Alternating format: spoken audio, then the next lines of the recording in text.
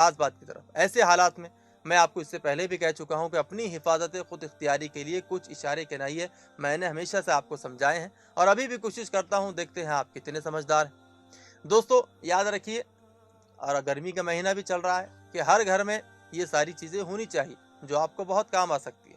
सबसे पहले तो हर मुसलमान के पास नारियल काटने के लिए एक छुरी होना चाहिए।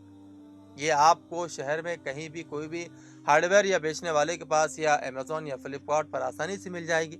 एक कच्चा नारियल सिर्फ 10 रुपए में आता है या 20 रुपए में आता है। आप उसे छीलने और सुराख करने के लिए उसमें ज़्यादा पैसे देते हैं, तो वो पैसे क्यों दे रहे हैं आप खुद तो छुरी लेकर खरीद लीजिए और अपने घर पर ही उसको इस्तेमाल कीजिए। समझ रहे हैं ना आप? आपको एनसीसी या पुलिस आर्मी में जाने का मौका नहीं मिला। आप बहुत सोचते थे कि आप एनसीसी या पुलिस या आर्मी में चले जाएंगे, आपकी ख्वाहिश अधूरी रह गई। अगर आप शूटिंग सीख लेते हैं तो हिम्मत ना हारे।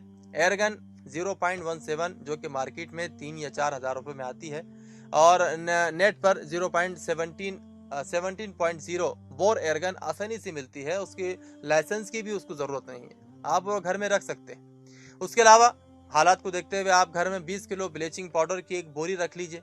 1 लीटर पानी में सिर्फ 10 ग्राम ब्लीचिंग पाउडर डाल दीजिए। ये सैनिटाइजर का बहुत ज़बरदस्त मुतबादिल। ख्याल रहे कि अगर आप गलती से 200 से 300 ग्राम उसमें डाल देंगे तो ये बहुत खतरनाक हो जाता है। इसके छूने से इंसानी जिल्द को शदीद नुकसान पहुंचता है, शदीद जलन होती है। समझ रहे हैं ना आप मैं क्या कह रहा हूँ?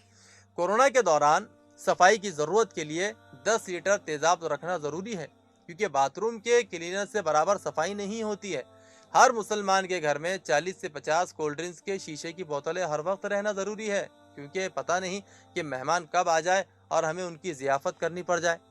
उन्हीं बोतलों में रखकर उनकी हम ज़ियाफ़त करेंगे। जी हाँ, घर में इजाफी पेट्रोल और डीजल भी होना चाहिए। कब गाड़ी में पेट्रोल ख़त्म हो जाए, 5-7 लीटर ज़रूरत बेज़रूरत काम आ ही जाता है। घर में केरोसिन तेल भी रख लें, गैस ख़त्म हो जाने पर वो भी काम आता है। और वैसे छत पर भी बहुत सारी ईंटें और शीखे, डंडे वगैरह रखना चाहिए, क्योंकि ये एक छोटा सा कमरा बनाने में काम आ सकता है।